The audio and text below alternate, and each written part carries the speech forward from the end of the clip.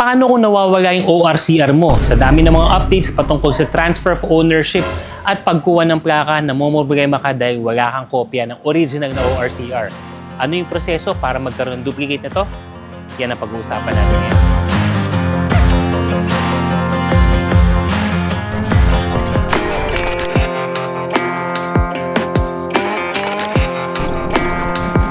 Kung napapanood mo yung video na to, malamang sa malamang ay hindi ka pa nakasubscribe or nakafollow sa ating mga pages and channel. Malaking tulong ang inyong pag-follow at pag-subscribe para sa inyo na rin para hindi ka magpahuli sa mga ganitong tips, contents, and videos natin. Malaking tulong din ang inyong mga like and comment at syempre pag-share para mas maraming makapanood ng video na to, lalong-lalo na kung alam mo makakatulong sa'yo at sa iba. Ang OR or yung official receipt at ang CR or yung certificate of registration, yan ang dalawang pinaka-importanteng dokumento para patunayan na legal yung sasakyan na gamit natin. Mapa-motor yan o mapa-four wheels. Isa lang yung katunayan na yan ay dumaan sa legal process para mapatakbo or magamit sa kalsada ng Pilipinas at saka isa rin yan sa mga patunay na yan ay dumaan sa pagka-roadworthiness, yung inspection na tinatawag. Maraming mga impormasyon na makikita sa mga papel na yan katulad ng pangalan, MV number, registration number, plaka at marami pang iba. Kaya napaka-importante na yung mga yan ay hindi mawawala at dapat may kopya tayo at all times. Pero sa mga pagkakataon na hindi may iwasan na yan ay mawala, yung iba naman nabasa, nasunog o kung ano man ang nangyari na hindi na siya naging readable or hindi na mabasa, paano ang proseso kung paano tayo makakuha ng duplicate na kopya nito? Ang video na to ay magfo-focus tungkol sa pag-request ng duplicate ORCR. May mga ibang videos tayo para sa inyo katulad ng paano mag-renew online ng inyong mga lisensya o paano mag-renew ng inyong mga rehistro ng mga sasakyan ng motor. Kung agin dyan ang gusto mong mauna, i-comment mo sa baba. Kung sakaling gusto mo yung renewal or online renewal lang ng driver's license, i-comment mo sa baba, online renewal driver's license. O kung sakali naman gusto mong makita ang proseso ng kung paano mag-renew ng rehistro naman ng motor, i-comment mo lang sa baba, rehistro online. Una, sino nga ba ang pwedeng mag-request ng duplicate copy ng ORCR? Kailangan yung owner mismo ng sasakyan o motor na ginagamit mo ang pwedeng mag-request nito. In cases na nabigay mo ang motor mo o sasakyan mo ng segunda mano o kaya naman sa mga repo warehouse, kailangan meron ka ring proof of ownership para makapagproseso ka at makakuha ka ng duplicate copy nito. May ilang mga dokumento na kailangan natin ihanda bago tayo makapag-request ng duplicate na OR o kaya naman CR. Pwede kasing dalawa yan or pwede namang OR lang inawawala sa'yo o kaya pwede rin naman yung CR lang. Bago tayo magpunta sa kaukulang LTO office, kailangan i-prepare muna natin itong mga dokumento na to para makatipid tayo ng oras. Ang unang requirement syempre is affidavit of loss or mitigation. Loss kapag nawala, na-misplace, hindi mo na alam kung nasan. O kaya naman, affidavit of mitigation kapag ito ay napunit, nabasa, nasunog, kung ano man, na hindi na talaga siya mababasa. Yan ang magiging patunay mo na yung hawak mo na OR or CR ay kailangan ng palitan, kaya kinakailangan mo ng duplicate copy. Yan ang proof na hanapin ng LTO, katunayan na nawala o mutilated o sira na yung original na dokumento na hawak mo. Pangalawang dokumento is kailangan din yung latest OR or yung payment na binayaran mo nung huling rehistro. Pangatlo naman ay ang accomplished MVIR or yung tinatawag na Motor Vehicle Inspection Report. Nakukuha yan sa mga vehicle inspection centers ng mga LTO. Yung mga MVIRs na mga brother, yan yung mga nakikita natin na mga nag-i-inspect ng usok, ng gulong, kumbaga yung roadworthiness ng sasakyan, dyan nakukuha yung dokumento na yan.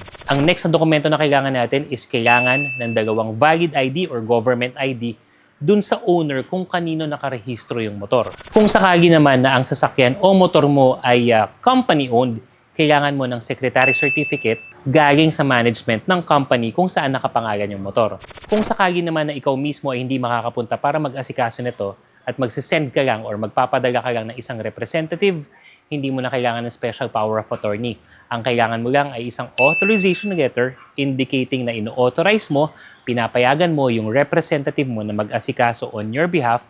Siyempre, dapat pirmado mo at merong kopya ng dalawang ID mo. Yan yung una nating step sa proseso na to. Ihanda mo lahat ng mga dokumento na yan bago tayo magpunta sa LTO. Reminder nga pala mga brother, bago ka magpunta sa any LTO office, i-confirm mo muna, make sure na yung LTO office na pupuntahan mo ay nakakapag-issue ng duplicate na ORCR para hindi masayang yung oras na igugugol mo at iaasikaso mo sa araw na yan. Meron kasi mga LTO office na hindi nakakapagbigay ng duplicate ORCR. Next step natin, once you have all the documents, is kailangan mong bisitahin ang LTO office kung saan nag-originate yung papel na yan. Halimbawa, NCR or LTO Nueva Ecija, LTO Bulacan, kung saan ang originating office ng LTO ng papel na hawak mo, doon mo kailangan magpunta. Tanong, brother, paano yan? Ang LTO office ko ay nasa Cavite pa. Ako ay taga Bulacan na ngayon. Pwede namang magkaroon ng pagkakataon o proseso wherein pwede kang magpunta sa pinakamalapit na LTO office kung saan nag-i-issue ng duplicate ORCR.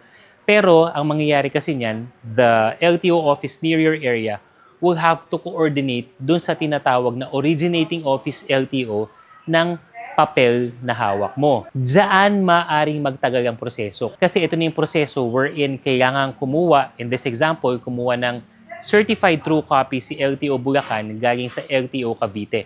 Minsan, diyan nagkakaroon ng delays. Kaya hanggat maaari, kung kaya mong puntahan ng LTO originating office ng papel ng ORCR na hawak mo, mas mabilis doon mga brother. Once kumpleto na lahat ng mga papel na yan, just proceed to the counter at isasubmit mo yung mga affidavit at lahat ng mga dokumento sa evaluator para ma-assess ng LTO lahat ng mga dokumento mo kung kumpleto na ba, kung legit ba, yun yung una natin gagawin dyan. Once you submit those documents sa evaluator, papapuntahin ka naman ngayon sa motor vehicle inspection, kung saan magkakonduct ng actual inspection sa sasakyan mo o sa motor mo if the record matches yung MVIR report, di ba? Isa yun sa mga requirements natin kanina. If it matches the MVIR report na isinumite mo or sinubmit mo. Pagtapos mo dun sa inspector ng sasakyan o ng motor, papapuntahin ka na sa cashier para magbayad ng necessary fees. Magkano nga ba ang binabayad sa mga ganyan? If you're going to the LTO originating office, meron lang yung bayad na 30 pesos para sa duplicate or just to request a duplicate of your OR or CR. Pero hindi lang naman yan ang binabayaran. Sa affidavit of loss, mga brother, this is outside ha.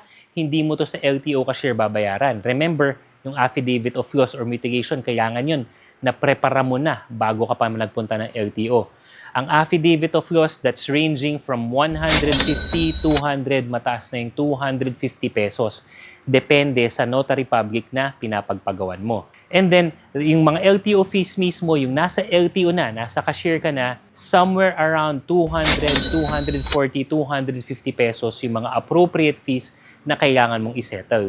Tapos tip din, magpa-xerox ka na ng maraming xerox ng lahat ng mga dokumento na hawak mo. At least 5 copies ng ORCR mo, ng mga affidavit, at ng mga iba pang reports na nire-require para makapagpa-duplicate ka. Kasi may mga pagkakataon na maaring kunin ng evaluator yung ibang copy, maaring kunin ng assessor or ng inspector yung ibang copy, kaya importante na ready na yung mga photocopies ng mga dokumento na to para hindi ka napabalik-balik sa Xerox machine. Ibig sabihin, pipila ka. Pag pila mo dito, ay, may Xerox ka ba nito? Magpapa-Xerox ka pa, tapos babalik ka na naman. This is to save time, mga brother. Ihanda mo na ang ilang mga photocopies. I would suggest at least 5 photocopies ng mga dokumento na yan para at least hawak mo na at naka-organize na. Tapos siguro yung pagpapaseros or photocopy mo na sa 20 to 50 pesos depende kung gaano karaming kopya ang hihingin sa'yo. So yan ang kabuang payment na kailangan mong ihanda for each of the document na kailangan mong ipaduplicate. At pag tinawag ka na sa cashier, just make sure to pay the appropriate fees para makuha mo na yung OR mo or yung official receipt. Pag nabayaran mo na yan, maghihintay ka na lang na tawagin ulit ang pangalan mo para i-release naman sa'yo yung actual na dokumento for your certificate of registration or official receipt na nire-request mo na mapaduplicate. Pag-usapan natin yung ilang mga maaaring tanong nyo tungkol sa video na to. Brother, ano ba? Narinig ko sa'yo yung LTO originating office. Ano ba yon? Ang LTO originating office is kung saan unang narehistro yung sasakyan or yung motor mo. Next na tanong natin sa pagpapaduplicate ng ORCR, kailangan pa ba ng HPG clearance or yung law enforcement clearance? Specific sa pagpapaduplicate ng ORCR, hindi na kailangan ang kahit na anong HPG clearance, mga brother. Kung susumahin natin, mga brother, hindi naman talaga ganun kakomplikado ang mga proseso at mga requirements para makapag-request ka ng duplicate ORCR. Marami kasi sa atin, dahil iniisip natin na mahirap ang proseso, bahala na, sana na lang wag mahuli ako or sana na lang lumusot ako sa checkpoint. Hindi laging ganun. Mas maigi pa rin na bitbit natin ng mga kaukulang dokumento para sa mga sasakyan or lalong-lalo na sa motor na gamit-gamit natin. Ang ilan kasi sa mga advantages kapag hawak natin ang original ORCR is obviously you can drive on public roads. Pangalawa, meron kang proof, legal proof na yung sasakyan na gamit mo ay roadworthy. Dumaan yan sa proseso para magamit sa mga kalsada sa Pilipinas. In cases na ma-checkpoint ka, wala kang pag-aalala o isipin dahil dala mo yung mga dokumento mo. Pero tip mga brother sa akin, sa ilang taong ko nang nagmomotor, yung CR ko, yung Certificate of Registration, iniiwan ko yan sa bahay. Sa checkpoint kasi, hindi kailangan ng original Certificate of Registration na maipakita. Pag yan kasi nawala o sabihin na nating makuha ng mga masasamang loob, mas madali na nilang makuha or mapapalipat sa pangalan nila yung motor mo. Kaya yung CR or yung Certificate of Registration mo, tabi mo na lang sa bahay. Huwag mong ipapalaminate. Hindi dapat yan nilalaminate. Safe keep mo lang yan. Yung OR naman, kailangan yan original pagdating sa checkpoint. Some authorities may accept yung mga photocopy lang ng OR, pero mas maigi pa rin na yung OR na dala mo is yung original copy. Tsaka syempre, kapag hawak mo ang original ORCR ng sasakyan mo, mas madali mo siyang maibebenta, walang question, tungkol sa legality ng document na hawak mo patungkol sa sasakyan o sa motor mo. At sakaling, wag naman sana, ma-involve ka sa mga accident, mga collision, mga hindi inaasahang pangyayari, hindi ka basta-basta mapupuntusan kasi nga meron kang hawak na proper documents para sa sasakyan o sa motor na gamit mo. Yan ang update natin sa araw na to mga brother. Again, advice ko, paglaanan ng oras if in case you need to secure a duplicate ng iyong ORCR na wala man yan, nasira o kung ano man nangyari, paglaanan mo ng panahon para iwas sakit sa ulo sa hinaharap. For more motorcycle news, reviews, and tips katulad nito, be sure to follow lahat ng mga social media pages natin katulad ng TikTok, Facebook, Instagram, and YouTube. Sa your next video mga brother. Salute!